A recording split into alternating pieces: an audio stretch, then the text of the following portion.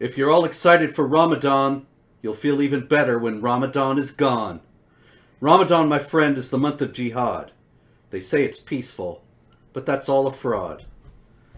Welcome to This Week in Jihad, Ramadan, Week 1, Day 1, first iftar time. Thank you all for joining us. We have with us again the great, the one, the only, Dr. David Wood. Good morning, David. I actually thought you were gonna rhyme Ramadan with Bomathon, but It's been done. It's been done. We only have original work here. just promise you're gonna toss one of those into one of your poems at some point during Ramadan. You got it, sir. You got it. Order taken. Yeah. So anyway, Robert, it's I just posted a video about how I'm fasting for Ramadan. Well, that's wonderful. Ramadan Mubarak, David.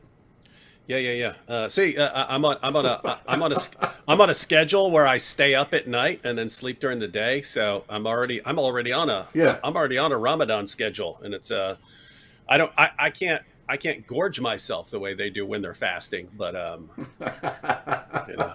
So you won't gain the Ramadan paunch. No, I won't gain that or get the Ramadan diabetes or any of the other problems that that we All hear that, about.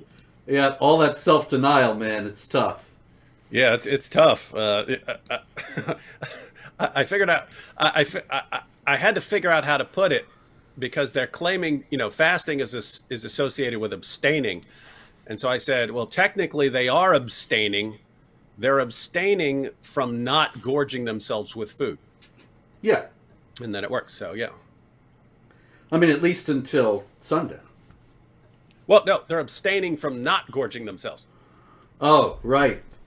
Yes. So ordinarily they don't gorge themselves with food, but Ramadan gets here and they have to abstain from that self-controlled behavior. That's a beautiful thing. There's It so is. much we can learn, David. It's so powerful. Yes. I named it. I started calling it trans fasting. That's it. That's perfect. It's feasting that identifies as fasting. That's absolutely great. Just like Islam identifies as a religion of peace. It's like that with everything. We're doing the exact opposite of what we want you to say we are. Which Yep. you could do that, but I don't even at this point I don't even understand how they complain about the LGBTQ stuff. Yeah, because it's a trans religion, really. Yeah, I mean The whole thing. everything we've learned from Islam since 9/11 is that you can always do or be the exact opposite of what you want everyone to say about you. So Hmm. you get sorry, you keyboard jihadis, you don't get to complain about LGBTQ stuff ever. Just scare everyone into being afraid to say the truth, and you're there, celebrated, given awards, feted. It's all there. Anyway, we got some jihad this week, unfortunately, David. That, for example, I got a story here out of Pakistan. Muslims drive Hindus out of their village in Sindh, in Thar Parkar, Sindh. And, sorry, I'm just thinking about Thapaka and Havidyad. Anyway, Thapaka in Sindh, Thar Parkar, they drive the Hindus out of the village, then there are no more Hindus in the village. Hindus have probably been there for well over a millennium. But they drive them out, they make it impossible for them to return. A generation goes by, nobody even remembers that Hindus were there. My own family is from the Ottoman Empire, and I read a book once about another family in very similar circumstances from the same area. And the woman actually took her grandmother back to Turkey to visit the city she grew up in. And they got there and said, "Where were the Christians' houses? Where are the houses the Christians used to live in?" And the people in this town actually said to them, "No Christians ever lived here."